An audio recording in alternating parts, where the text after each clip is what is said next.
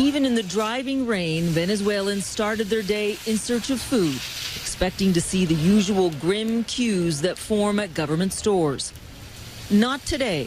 The only stores with affordable food are shut, closed for the National Workers' Holiday, the sign explains. It says sorry and thank you. People walked away empty-handed but full of dread, wondering where their next meal might come from. Thanks, Judy. Now to the crisis in Venezuela, which takes many forms: economic, political, social. But perhaps nothing is more harmful day to day than shortages of medicine and food. Put simply, many Venezuelans are starving to death, and their government often can't or won't do anything to help.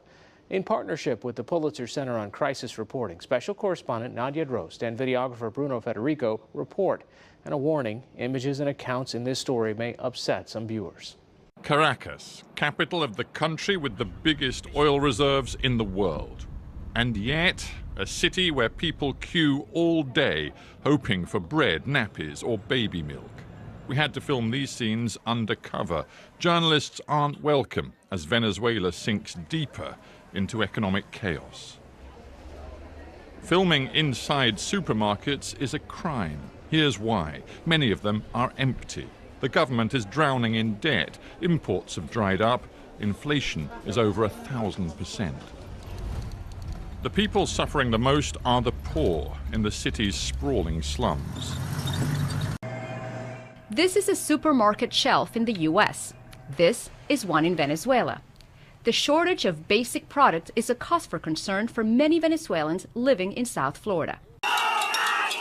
Isaac Beruteran is 80 years old and has been protesting almost every day since the political crisis in Venezuela began almost 3 months ago.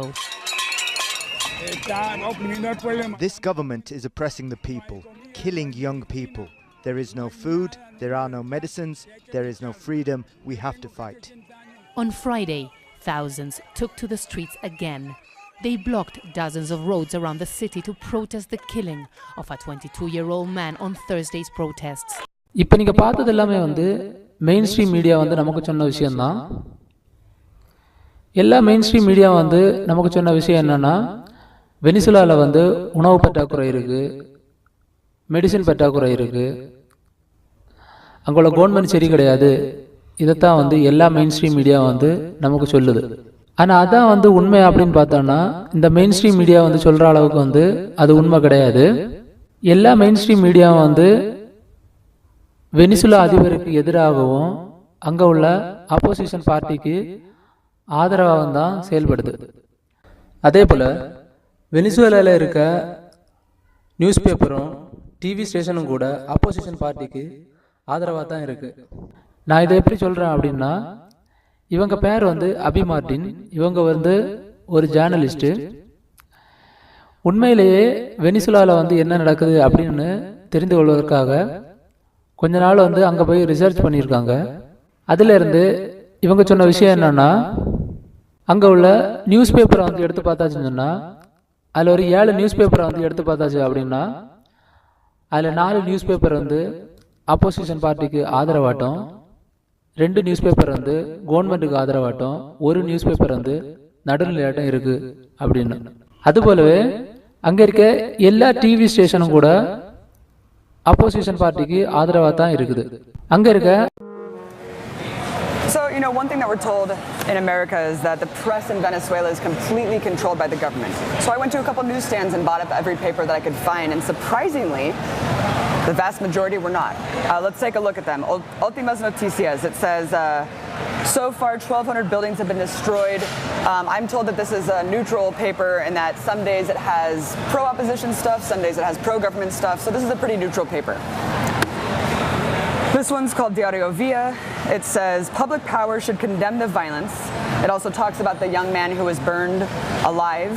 And it also says, the opposition is provoking a civil war. So that's Diario Via, a leftist paper. Another leftist paper. It says, Maduro, we're going to give constitutional rights to the missions Chavez gave us. And it shows the pro-Chavez march, the huge one that was mostly ignored by opposition people and by Western press. So this is another leftist paper. The other 4 are completely anti-government papers, all opposition papers. The first one, La Razón. It says sovereign assembly, sovereign bullshit. It says the coup continues. People do not want their speech to be stolen. The next one, Las Verdades de Miguel. So on the front of this one, it says stop the violence. It basically insinuates that police are causing all the violence. It says we're brothers, right? Depicting the protesters as totally peaceful guitar players. Who knew? Amazing. And then you have Zeta, which is another opposition paper. It portrays Padrino as some dictator. Padrino's the head of the National Guard here. He looks like Pinochet in this photo. And it's essentially saying the blood is on his hands, right? Todo está en sus manos. Really, really amazing here. And on the back of the paper, it shows a young journalist, 27 years old, who says he died for the liberty of Caracas. Incredible. Tal cual, which is the most shocking one of all, perhaps. It says Maduro van 43 victimas. It's already been 43 victims, essentially all Maduro's fault. Well, we've seen the breakdown. We know the truth there. So, and then of course you see other stories where it's talking about government corruption, Maduro receiving illegal funds, etc. So, out of the 7 papers, 4 are anti-government, 2 are pro-government, and 1 is neutral. They go either way. So, it looks like the press is not as controlled as we think. Opposition party leader யாரு அப்படினு பார்த்தோம்னா Juan கொய்டோ. இவன் வந்து ஒரு அமெரிக்க பெப்பட். Venezuela கிரைசிஸ்க்கு முக்கியமான காரணம் என்ன அப்படினு பார்த்தோம்னா ஆயில் தான். இந்த அமெரிக்கா வந்து ஏன் அங்கே வந்து கலவரத்தை உண்டு பண்ணுது அப்படின்னா அங்கே இருக்க எல்லா ஆயில் ஃபீல்டையும் வந்து தனியார் மயப்படுத்தணும். அதற்காகத்தான் இவ்வளோ கலவரம் வந்து அமெரிக்காவில் வந்து வெனிசுலால வந்து ஏற்படுத்தப்படுகிறது. Venezuela is one of the 3 countries I call the troika of tyranny. It'll make a big difference to the United States economically if we could have American oil companies really invest in and produce the oil capabilities in Venezuela. 1999ல Hugo Chavez வந்து அதிபராகிறாரு. இவர் அதிபரான பிறகு அப்போதைய Cuba அதிபராக இருந்த federal Castro கூட ரொம்ப நட்புறவை வந்து வச்சுக்கிறாரு. இவர் வந்து சோசியலிசத்தை வந்து ஃபாலோ பண்ணுறாரு. அப்புறம் இந்த வெள்ளாதிக்கங்களை எல்லாம் வந்து ரொம்ப எதிர்க்கிறாரு. இந்த அமெரிக்கா போன்ற இந்த நாடுகளை எல்லாம் வந்து ரொம்ப எதிர்க்கிறாரு. அப்புறம் இவர் வந்து அதிபரான பிறகு எல்லா ஆயில் ஃபீல்டையும் வந்து அரசுடைமையாக்குறாரு.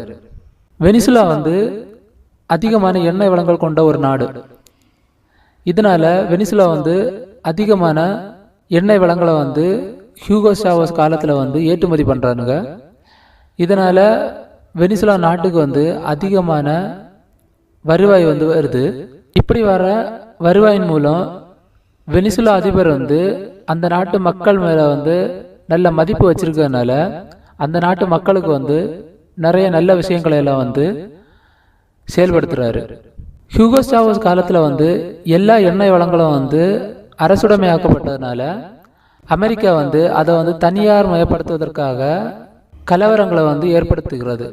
இப்போ மடுரோ காலத்தில் வந்து எப்படி வந்து கலவரங்கள் வந்து ஏற்படுத்தப்பட்டதோ அதே போல தான் வந்து ஹியூகோ சாவேஸ் காலத்திலையும் வந்து கலவரங்கள் வந்து ஏற்படுத்தப்பட்டுச்சு. 2002ல் வெனிசுலா கலவரத்தின் போது ஹியூகோ சாவேஸ் வந்து கடத்தப்படுறாரு. இதை வந்து யார் பண்ணுறது அப்படின்னு பார்த்தோன்னா அமெரிக்கா தான்.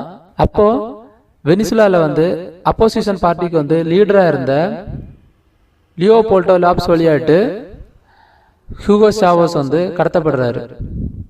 இப்போ எப்படி ஜுவான் கொய்டோ வந்து அமெரிக்க பெப்பட்டாக இருக்கானோ அதே போல் அந்த காலத்தில் வந்து லியோபோல்டோ லாப்ஸ் வந்து அமெரிக்க பெப்பட்டாட்டு வந்து வைக்கப்பட்டிருந்தான். மக்கள் வந்து ஹியூகோ சாவேஸுக்கு வந்து அதிக ஆதரவு கொடுத்தாங்க. ஏன் அப்படின்னா ஹியூகோ சாவேஸ் காலத்தில் வந்து வறுமை வந்து 43%லிருந்து 26% வந்து குறைக்கப்பட்டது. பென்ஷன் வந்து 3,87,000லிருந்து 2.1 மில்லியன் வந்து உயர்த்தப்பட்டுச்சு. வேலையின்மை வந்து 17%லிருந்து 6% வந்து குறைக்கப்பட்டது. குழந்தை இறப்பு வந்து 20%லிருந்து 10% வந்து குறைக்கப்பட்டுச்சு. அதுபோல் பப்ளிக் ஸ்கூல் வந்து 6 மில்லியன்லேருந்து 13 மில்லியன் வந்து உயர்த்தப்பட்டுச்சு. கல்வி அறிவின்மை வந்து 17%லிருந்து 1% வந்து குறைக்கப்பட்டுச்சு. இப்படி ஹியூகோ சாவேஸ் வந்து அந்த நாட்டு மக்களுக்கு வந்து நல்ல ஆட்சியை தான் வந்து கொடுத்துருக்காரு. கடைசியாட்டு 2013 வந்து பல மர்மங்கள் நிறைந்த மர்மமான முறையில் வந்து கேன்சர்னால வந்து ஹியூகோ சாவேஸ் வந்து இறந்தார். அதுக்கு பிறகுதான் நிக்கோலஸ் மடுரோ வந்து ஆட்சிக்கு வந்தார். ஹியூகோ சாவேஸ் வந்து என்னெல்லாம் வந்து கடைபிடித்தாரோ, என்னெல்லாம் வந்து கொள்கைகளை வந்து கடைபிடித்தாரோ அதே கொள்கைகளை தான் வந்து நிக்கோலஸ் மடுரோ வந்து கடைபிடித்தாரு. இப்போ மெயின் ஸ்ட்ரீம் மீடியா சொல்றது போல அங்குள்ள மக்கள் வந்து சாப்பாட்டுக்கே வழி இல்லாதான் இருக்காங்களா அப்படின்னு சொல்லி பார்த்தோன்னா அது வந்து உண்மை கிடையாது. வெனிசுலாவில் மக்கள்கிட்ட வந்து இதை பற்றி கேட்டாலே வந்து அவங்க என்ன சொல்றாங்க அப்படின்னா, இன்ஃப்ளேஷன் காரணமாட்டு வந்து பிரச்சனை இருக்குது, ஆனால் மிகப்பெரிய அளவுக்கு எந்த பிரச்சனையும் இல்லை அப்படின்னு தான் அங்குள்ள மக்கள் சொல்றாங்க. மேலும் அங்குள்ள மக்களுக்கு வந்து அமெரிக்கா வந்து எப்படி வந்து நம்மளோட வளங்களை எல்லாம் வந்து கொள்ளையடிப்பதற்காக இவ்வளோ கலவரங்களை எல்லாம் வந்து உண்டு பண்ணுது அப்படின்னு சொல்லிட்டு அவங்களுக்கு வந்து தெரிஞ்சிருக்கு. அங்கே உள்ள நிறைய மக்கள் வந்து மடுரோவுக்கு தான் வந்து சப்போர்ட் பண்ணுறாங்க. அது எப்படின்னா, லாஸ்ட்டாக நடந்த எலெக்ஷனில் வந்து 6.1 மில்லியன் மக்கள் வந்து மடுரோவுக்கு தான் வந்து ஓட் பண்ணியிருக்காங்க. இப்படி 6.1 மில்லியன் மக்கள் வந்து ஓட் பண்ணனால லாஸ்ட் டைம்லேயே வந்து மடுரோ தான் வந்து அதிபராட்டு வந்திருக்காரு. ஒரு அதிபர் வந்து தனது நாட்டு மக்களுக்கு வந்து எதுவுமே பண்ணாட்டுக்கு இவ்வளோ மக்கள் வந்து அந்த அதிபருக்கு வந்து ஆதரவு வந்து கண்டிப்பாக கொடுக்க மாட்டாங்க. அதனால கண்டிப்பாக வந்து மடுரோ வந்து அந்த நாட்டு மக்களுக்கு வந்து நல்லதான் வந்து பண்ணியிருக்காரு. இப்போ வெனிசுலா நாட்டில் நடக்க கலவரத்துக்கெல்லாம் முழு காரணம் வந்து அங்கே உள்ள கவர்மெண்டா அப்படின்னு சொல்லி பார்த்தோன்னா கண்டிப்பாக அது கிடையாது. எல்லாமே வந்து அமெரிக்காவில் ஏற்படுத்தப்பட்ட நெருக்கடி தான் வந்து முதல் காரணம். வெனிசுலாவில் வந்து அதிகமான ஆயில் இருக்கிறதால அதை வந்து தன்னோட கண்ட்ரோலில் கொண்டு வரதுக்காகத்தான் அமெரிக்கா வந்து அரசியல் ரீதியாட்டம் பொருளாதார ரீதியாட்டம் வந்து வெனிசுலா மேலே வந்து பிரச்சனைகளை வந்து ஏற்படுத்துகிறது. அரசியல் ரீதியாக அப்படின்னு எப்படின்னா, அங்கே இருக்க மடுரோ ஆட்சியை வந்து நீக்கிட்டு தனக்கு தேவையான வந்து பப்பட் கவர்மெண்ட்டை வந்து கொண்டு வைப்பதன் மூலம் தனக்கு தேவையானதை வந்து ஈஸியாக வந்து அடைஞ்சிடலாம். இதற்காகத்தான் லாஸ்ட் ஜனவரியில் வந்து ஜுவான் குவைடோ வந்து தன்னை வந்து இடைக்கால பிரதமராட்டு வந்து அறிவிக்க வேண்டும் அப்படின்னு சொல்லி சொன்னதும் அமெரிக்காவும் இஸ்ரேலும் வந்து முழுமையான ஆதரவை வந்து கொடுத்துச்சு. பொருளாதார ரீதியாட்டு அப்படின்னு எப்படின்னா, பொருளாதார தடை போடுவதன் மூலம் அந்த நாட்டை வந்து நிலைகுலைய செய்யலாம். இப்போ வெனிசுலாவுக்கு வந்து 90% அதிகமான வருமானம் வந்து எண்ணெய் வளத்தை வந்து ஏற்றுமதி செய்வதன் மூலம் மட்டும்தான் வந்து கிடைக்கிறது. இப்படி பொருளாதார தடை போடுவதன் மூலம் எண்ணெய் வளம் வந்து ஏற்றுமதி செய்வது வந்து குறைக்கப்படுகிறது. இதனால அந்த நாடு வந்து நிலைகுலைய செய்யப்படுகிறது. அதுபோல அங்கே இப்போ இருக்க இன்ஃப்ளேஷனுக்கு முக்கியமான காரணம் என்ன அப்படின்னு பார்த்தோன்னா, ஒன்றாவது கள்ளச்சந்தை, ரெண்டாவது வந்து அமெரிக்காவில் போடப்பட்ட பொருளாதார தடை தான் வந்து முக்கியமான காரணம்.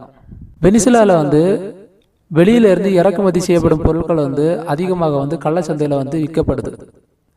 அது வந்து உணவாக இருந்தாலும் சரி தான், மெடிசனாக இருந்தாலும் சரி தான், அதிகமாக வந்து கள்ளச்சந்தையில் வந்து விற்கப்படுது. அதே போல் கரன்சியும் வந்து பிளாக் மார்க்கெட்டில் வந்து அதிகமாட்ட வந்து எக்ஸ்சேஞ்ச் செய்யப்படுது. $1 வந்து 6000 வெனிசுலன் கரன்சி அப்படின்னு சொல்லிட்டு எக்ஸ்சேஞ்ச் செய்யப்படுது. மேலும் சில வெப்சைட் வழியாட்டம் வந்து கரன்சி வந்து எக்ஸ்சேஞ்ச் செய்யப்படுது. இதனால வந்து என்ன ஆகுதுன்னா, மணிக்கு வேல்யூ வந்து சேஞ்ச் ஆகுது. So we wore hidden cameras around downtown Caracas, and within just minutes we were approached and offered an illegal exchange, but we were quickly caught. He wants to see the gallery.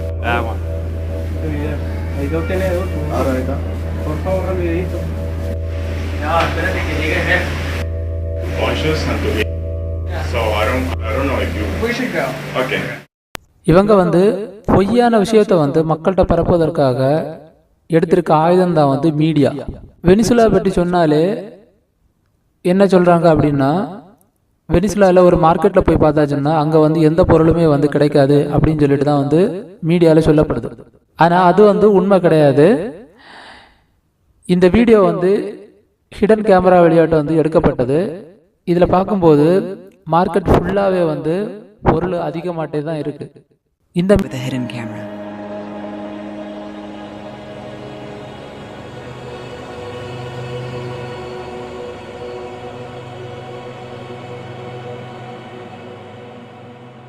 Media தான் வந்து Saddam ஹுசேனை வந்து தப்பாக காட்டுச்சு, Muammar கடாஃபியை வந்து தப்பாக காட்டுச்சு. இப்போது Nicolas மெடூரோ வந்து தப்பாக காட்டுது. ஏற்கனவே மெடூரோ சொன்ன விஷயம் என்னன்னு சொன்னால், ட்ரம்ப் வந்து தன்னை கொலை பண்ணுவதற்காக பிளான் பண்ணியிருக்கான் அப்படின்னு சொல்லிட்டு ஏற்கனவே வந்து மெடூரோ வந்து சொல்லியிருக்கான்.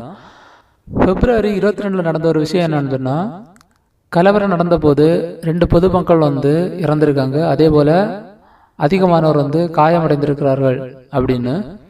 இப்போது இதே வந்து மும்மர் கடாஃபியும் சதாம் ஹுசேனை கூட வந்து பொருத்தி பார்க்கும்போது என்ன தோணுது அப்படின்னு சொன்னால், இதே அமெரிக்கா தான் வந்து தன்னுடைய ரெபல்ஸ் மூலம் ஈராக்லேயும் லிபியாலேயும் வந்து கலவரத்தை ஏற்படுத்தி அங்கே உள்ள பொதுமக்களை வந்து கொலை செய்து விட்டு அதை வந்து சதாம் ஹுசேனும் கடாஃபி அரசும் தான் வந்து மக்களை வந்து கொலை செய்தது, நாங்கள் வந்து அவங்கள வந்து காப்பாற்ற போகிறோம் அப்படின்னு சொல்லி உள்ளே போயிட்டு சதாம் ஹுசேனையும் கடாஃபியை வந்து கொலை செய்தார்கள். அதே போல தான் வந்து இப்போவும் இங்கேயும் வெனிசுலாலே நடக்க போகுது அப்படின்னு சொல்லிட்டு தோணுது.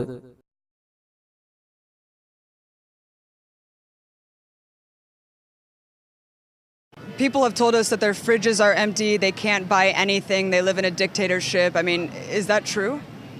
Bueno, yo como venezolana sí, ahorita actualmente un poco la comida sí se ha puesto escasa, es por la guerra económica que nos están haciendo los opositarios, las empresas privadas no colaboran en nada. Si hay comida en Venezuela, solo es a alto costo.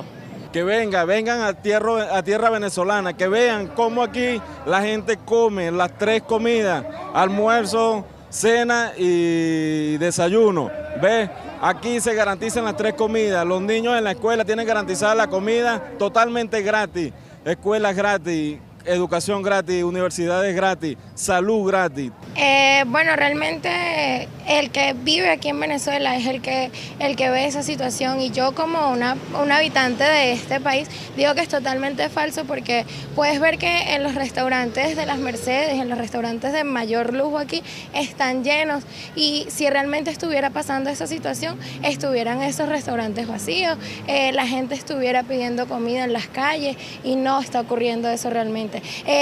Los medios lo que han hecho es tergiversar toda la información que han dado. Pero no todo es lo que se refleja en los medios de comunicación. Yo tengo familia en Colombia y mi familia prácticamente a diario me escribe angustiada, que mira, que vente, que... Y no, le digo, no, mira, pero no es como lo pintan allá, o sea, aquí no nos estamos muriendo de hambre, pero ciertamente tenemos una guerra económica, porque ¿cómo es posible que tú vas a un supermercado del este y tú consigues de todo, pero tú vienes a un supermercado que está hacia el oeste, de estas grandes cadenas, y no tienen nada? Está un poquito desfasado en su discurso, ya que ¿por qué tiene que venir a salvarnos? Él solamente lo que quiere es nuestro petróleo, quiere nuestras riquezas, y él lo ve desde ese punto de vista, y por eso es que quiere venir a salvarnos supuestamente, cosa que no es necesaria que él haga.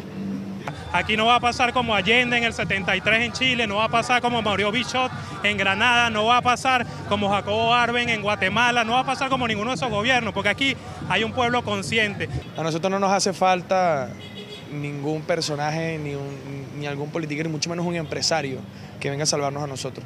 Nosotros los venezolanos, los revolucionarios, los que creemos en esta patria, seas opositor o no, los que creemos en esto tenemos las capacidades para poder salir adelante. Sabemos de producción porque tenemos grandes tierras y tenemos grandes personas, y hombres y mujeres, niños y niñas, adolescentes que están en las tierras sembrando para que todas las personas que vivimos en Venezuela tengamos la oportunidad de tener nuestros propios alimentos. También tenemos empresarios venezolanos que sí son patriotas, que son leales a este proceso, y bueno, empresarios que creen en la revolución bolivariana y están dispuestos a dar su granito de arena para salvar a la revolución y para salvar a la nación. Y no nos hace falta ningún imperio, mucho menos un empresario que lo que le interesa es el dinero, no le importa más nada. I'm Anya Parampil reporting from Simón de Bolívar Square in Caracas, where thousands of Venezuelans have been waiting in line for hours to sign an open letter to the American public denouncing U.S. intervention and aggression against their country. Se trata de la patria, hay que defender la patria como a toda costa. Este es nuestro país, tenemos que luchar por este país, no nos queda otra. El patrón que no venga para acá. Que nos ayude más bien, ¿vale? Que no lo queremos. Patrón no lo queremos aquí, ninguno de esos bichos. Claro. Allá dicen que nos estamos muriendo de hambre, no, nosotros no nos estamos peleando de hambre, que nosotros estamos peleando entre nosotros, no, que digan la verdad de lo que está pasando, ¿verdad? Porque nosotros aquí le elegimos un presidente, no a Guaidó que está por allá, no, aquí elegimos a un presidente con voto, ¿ves? Y lo proclamó el pueblo. Y por eso estamos aquí, por un idealismo que el finado Chávez nos dio. Porque con Chávez estamos hasta la muerte. Con Maduro seguimos porque ser el hijo de Chávez. Y él dio su corazón, Chávez, por nuestro pueblo. Estamos pasando mal, sí es verdad, pero vamos a sobrellevar eso. Y Dios nos va a tener que ayudar. Y yo te digo de corazón que todos somos hermanos, independientemente de la patria donde estemos. Todos somos iguales. Adelante, que viva Chávez, apoyando a mi país. Yo no voy a aceptar que ninguno de esas porquerías venga para acá, no. Nuestro país es soberano. No vamos a aceptar que ni gringo, ni argentino, ni peruano, ni colombiano, ni brasileño, no. Cuando haya los gobiernos progresistas en esos países, okay, volvemos a las relaciones como estaba antes, como hubo con Ecuador con Tratado de Correa. Bueno, ellos están quedando mentiras, porque yo estoy viendo que el pueblo está apoyando a Nicolás Maduro. Veo que la gente está viniendo a su firma, que uno ve que la gente sube a manada, los vecinos lo invitan a uno a firmar, vamos a firmar. Porque en verdad que, bueno, sí, el país está en crisis, pero también es por el bloqueo que tienen los otros países hacia el país. Todos los apoyan porque él no está haciendo un buen gobierno porque lo tienen todo bloqueado. Pedimos a Maduro que baje los precios de la comida, porque los están atacando los especuladores. Y estamos con él. Él se fue hacia abajo, a lo que dice Nicolás Maduro, a las catatumbas del pueblo, a encontrarse con ese pueblo. Ese fue Hugo Chávez. Por eso que la gran mayoría de las personas que están aquí son adultos mayores. Nuestra juventud lamentablemente todavía está alienada, y alienada por los teléfonos. Está sumida en un error que es manipulado, ya lo sabemos, por ese imperio mediático. Yo estoy aquí por la paz. Yo quiero formar por la paz, porque yo no creo que haya ningún intervencionismo aquí. No, aquí no nos paga nadie. Aquí no nos paga nadie. Aquí estamos firmes con la revolución. Esta revolución llegó con Chávez y Chávez abrió los ojos de todos esos países del mundo. Por eso es que en esos países mantienen aunque sea una foto de Hugo Chávez, un busto de Hugo Chávez. La memoria de Hugo Chávez está pendiente en los ojos de todo el mundo. Estamos aquí por voluntad propia, nadie nos está pagando, el presidente hizo el llamado y venimos a defender nuestra patria con paz y felicidad. Te queremos, Maduro. Paz y felicidad. Nosotros vamos a firmar para eso, para que no venga esa guerra aquí. Aquí no queremos guerra, aquí lo que queremos es paz y felicidad y amor. Nosotros somos amigos de todo el mundo. Usted no me conoce a mí, yo no la conozco ni a ustedes, pero le doy cariño, le doy amor. Nosotros estamos aquí por voluntad propia, por un legado que nos dejó nuestro comandante eterno Hugo Rafael Chávez Frías, y para seguir con esta revolución, que ningún imperio nos las va a quitar, que nos quiten el desbloqueo, para nosotros vivir tranquilos y felices, porque nosotros somos un pueblo de paz. Y la riqueza que tenemos es de nosotros, no es del imperio. Y el único que nos ha ayudado a nosotros se llama Hugo Rafael Chávez Frías y Nicolás Maduro Moro, que es el que le está poniendo el pecho a todo el bloqueo que nos están haciendo para ayudar al pueblo, para que no pase necesidad ni hambre. Y nadie nos está pagando, ni nadie nos está obligando a que nosotros estemos aquí respaldando nuestra revolución y a nuestro camarada Nicolás Maduro Moro. Que tiene que seguir. ¡Que viva Chávez, que viva Nicolás! Estamos por voluntad propia, nadie nos está pagando. No es como sabe que el país está difícil, es por la guerra que nos tiene. Aquí elegimos un presidente con votos, que es Nicolás Maduro. Que cese ya la guerra y la violencia hacia el socialismo, por favor, que queremos